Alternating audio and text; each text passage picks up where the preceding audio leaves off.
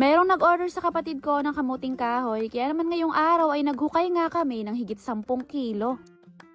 Alas 2 ng hapon nang pumunta kami dito sa taniman ni Mama ng mga kamuting kahoy para maghukay kasama ang kapatid ko. Kaninang umaga pa sana kami maghuhukay kaya lang kainaman naman ng init kaya hinintay muna namin na kumulimlim bago kami pumunta dito. Pambenta na ang mga kamuting kahoy na to kasi malalaki na ang mga laman at sayang naman kung hahayaan lang na nandito kasi ang makikinabang na naman laang ay ang mga daga. Sa totoo lang, noong nakaraang araw na pumunta kami dito ay marami na kaming nakita ng mga nahukayan ng daga. Pero nakakatuwa kasi yung mga puno ng kamuting kahoy ay marami pa ring laman. Siguro hindi kayang ubusin ng daga dahil maraming laman, pero kung aaraw-arawin ng mga daga na kumain dito ay mauubos at mauubos din siguro. Yung isang puno nga laang dyan ay hindi namin kayang bunutin kaagad na hindi nahuhukayan. Ibig sabihin kapag kaganon ay talagang maraming laman. Kapag ka pinilit naman na bunutin na hindi pa nahuhukayan ng maayos, yung ibang laman ay napuputol. Tapos yung iba din pala dyan na nahuhukay namin dahil nga matinding ulan ang dumaan itong nakaraan linggo kaya yung mga balat ay nagsibitakan. Yung iba hindi na pwedeng lutuin kasi sirang-sira na talaga yung loob. Pero yung iba ay ayos na ayos pa naman. Hindi naman ganun katigasan ng lupa dito at madali lang hukayin. Pero ewan ko ba kasi meron kami nakukuha na hindi pa bilog yung laman, palapad. Pero syempre, hindi na namin sinama yan sa pambenta kasi kung babalatan mo ba yan, abay kakaunti na lang ang makukuha mong laman. Siguro, kung mga ayos lang lahat yung mga nahukay namin, baka kanina pa ay tapos na kami maghukay. Pero dahil nga merong mga bitak yung mga balat, kaya naghukay pa ulit kami kasi baka mas marami yung mga reject na nakuha namin kaysa sa goods. Eto rin palang kamuting kahoy na to ay kulay dilaw at saka mabilis at madami siya kung maglaman kaya paboritong itanim ni Mama. Siguro lahat-lahat ng mga nabungkal namin dyan ay 4 na puno pero yung 4 na puno na yon ay ang dami naming nahukay. Tinatansya-tansya pa nga namin dyan kasi meron kaming mga nakuha na malalaki. Sa tingin ko yung isang piraso na malalaki ay higit 1 kilo. Lahat ng mga ayos pa nilagay namin dito sa sako. Tapos yung mga reject na ay iniwan na namin kasi hindi na rin naman yan pakikinabangan. Tapos nung binuhat nga dyan ng kapatid ko, sabi niya sobrang bigat daw at sa tingin niya nga araw ay higit 15 kilos. Mabigat kasi syempre meron pang kasama ng mga lupa-lupa at bago nga kami dumiretso ng uwi sa bahay ay dumaan muna kami sa sapa para hugasan. Eto pa lang din pala yung unang beses na magbebenta kami ng kamuting kahoy at hindi ko nga alam kung dapat bang hugasan o hindi na. Kasi yung kamuting bage na laman kapag kabinenta yun ay hindi na talaga hinuhugasan. Pero ewan ko lang dito sa may kamuting kahoy. At nung matapos na nga namin hugasan lahat dyan yung kamuting kahoy ay umuwi na rin kami at mamaya ay i-deliver pa to ng kapatid ko. So yun lang for today's video.